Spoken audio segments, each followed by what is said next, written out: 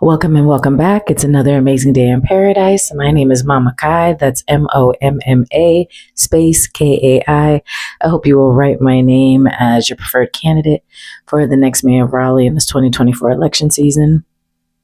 I am on question 6 of the bonus questions from the PowerUp forum that was held on Tuesday, October 15th. And the question states, city development and zoning decisions impact the future growth and character of our communities. In your view, which group should have the most influence over these decisions, and how would you ensure that the voices of those stakeholders are fairly represented in the process? Oops. So this is a really, really interesting question because a lot of people, government is for the people, by the people, right? And one of the reasons why this election is so important, not on the municipal level and on the state level, is because right now in our General Assembly, they have what's called a Republican supermajority. And so they can pretty much run any decision through, not any decision, but they can run a decision through the assembly in a day and have something, one wrong word, have something change that will negatively impact our city.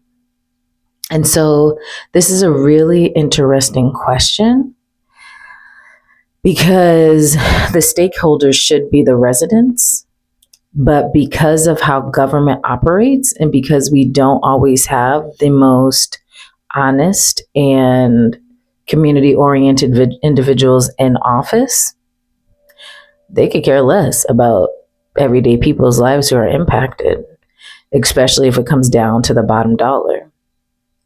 And so, another thing that's really important is that the word zoning was used.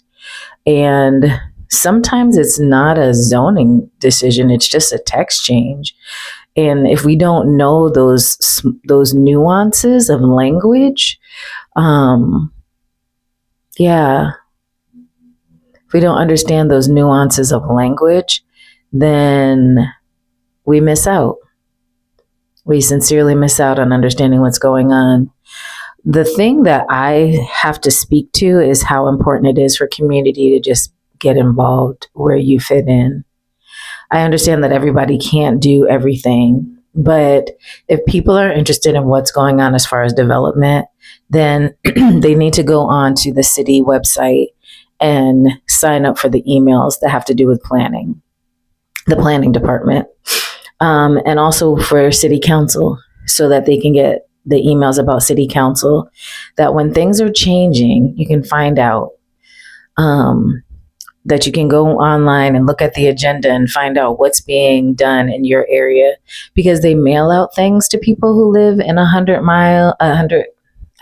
foot, not 100 mile, 100 foot radius, excuse me, of, something that's being redeveloped, but that doesn't always include renters as far as I know. And they may post signs, but I've seen some signs and I'm just like, what the heck is this sign doing all the way over here? And if you're driving, how are you going to read it? Like you're only going to catch what it says if you're walking by it. And not everybody has that kind of time. But right now in our process, developers are required to hold community conversations about different projects that they might be doing. And the reality is that if citizens want to be engaged in that, then it's their responsibility to get involved. That was one of the reasons why the CACs were dismantled, I believe, is because the state was kind of hovering and to take some power away from the city. From what I understand, they could dismantle the planning commission at any time, which is kind of like this impartial body, that looks at things and considers things. And so from what was told to me, they could dismantle the planning commission.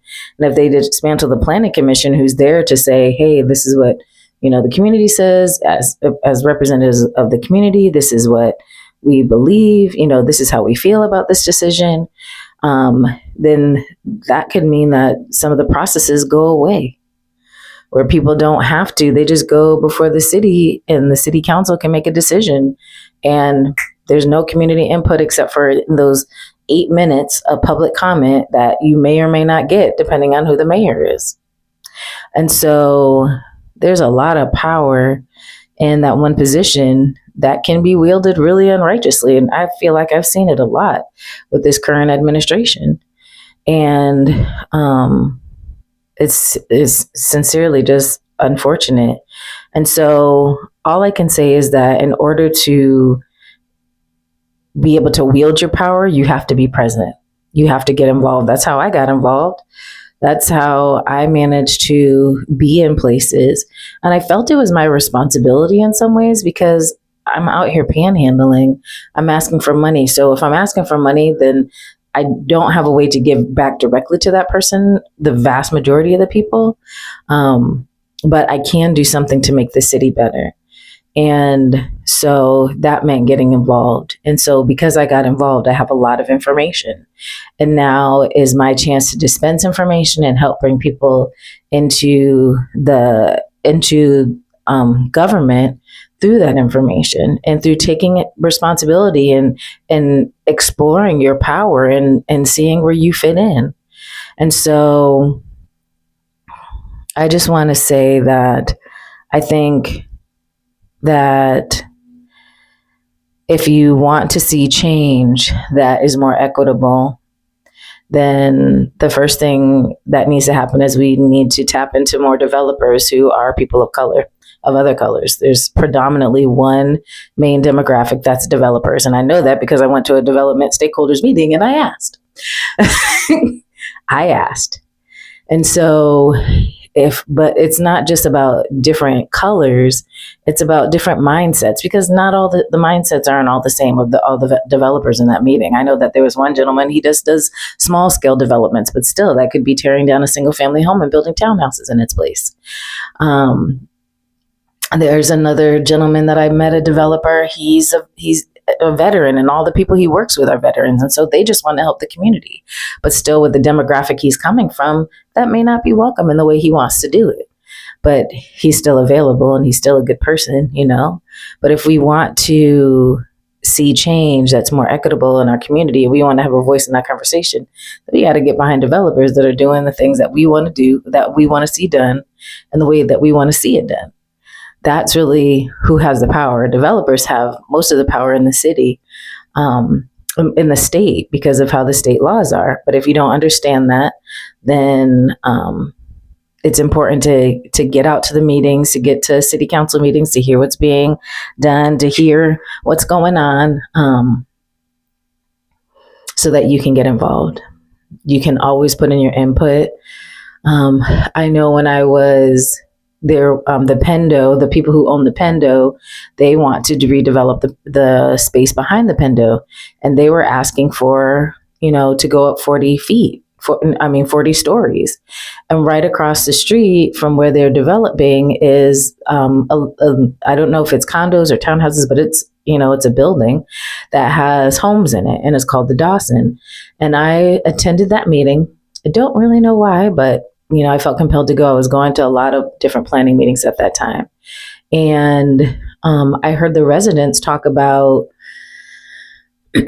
how when they created the Pendo, they took no consideration into the fact that the side of the building that they built the trash on, the access to the trash on, was their side of the building, where the other side is not residential.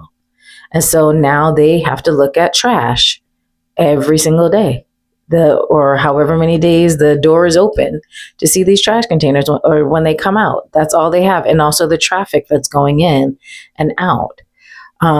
So then they also spoke about how the new building would potentially block their access to sunshine, which helps them to minimize their utilities. If they're able to open those windows, especially if you only have one part of your house that has windows in it because you're in an apartment building.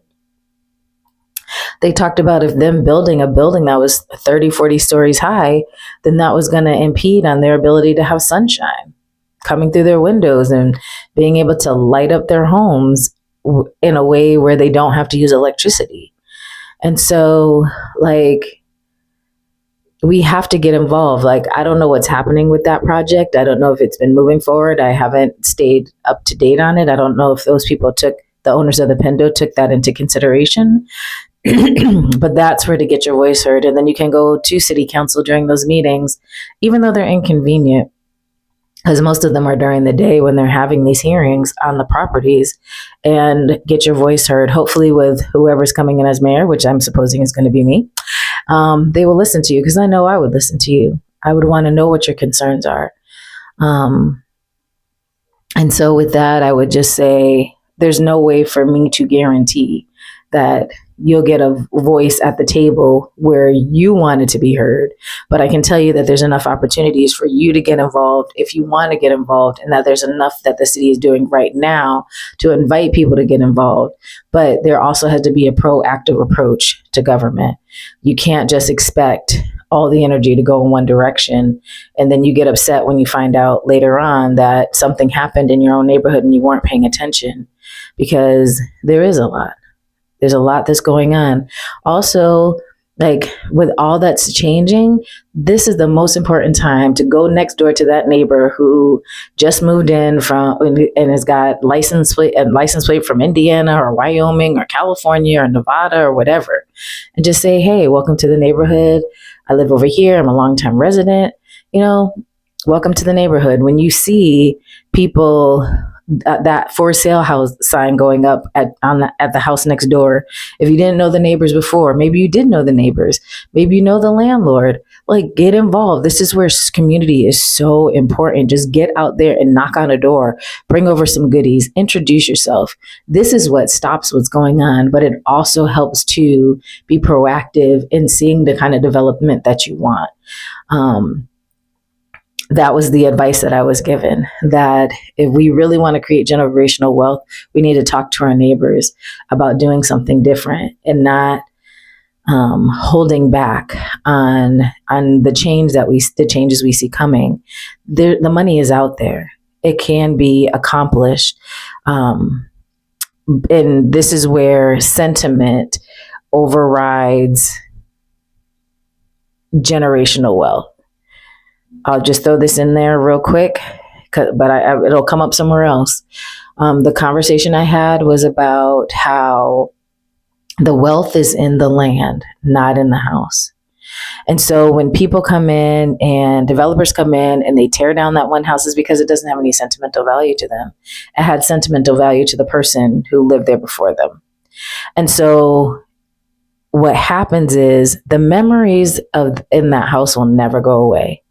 But at any moment, that house could be destroyed by a hurricane, a fire, flood, like, all that could be gone.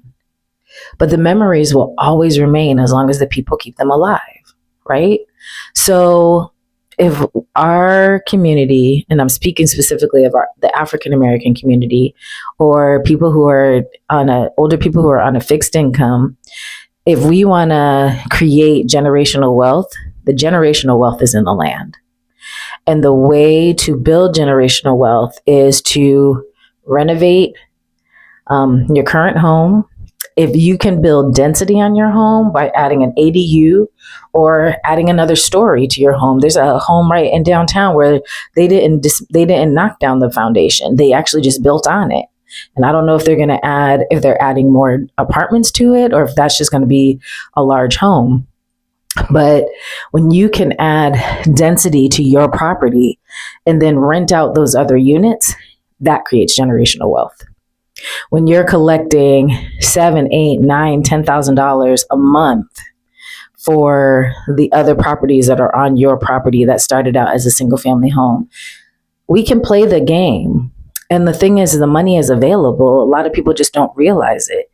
If I'm not mistaken, and I could be, and this is where it's important to, I'm just talking off the cuff right now, but I feel like I've heard it said that if you are trying to get a loan or trying to refinance and you're adding units, that you can't, the mortgage company or whoever, the loan officer, whoever it is, will take into account that the income that can come from the rentals that you have. And with Raleigh being, such a hot area where people want to live, I'm sure people can access the money if they're working with the right people, if they're working with the right loan officer or mortgage officer, whatever they're called. Excuse me for my lack of knowledge in some cases. I'm just throwing out information. But that's what we need to do. And then we get to be a part of that conversation. We get to be a part of creating that generational wealth. We get to the experience of generational wealth. And I say this living out of my car. So if I know this and I'm living out of my car, not even renting a place, then the capacity is there for us to do amazing things. And I remember another conversation I had with somebody who said that they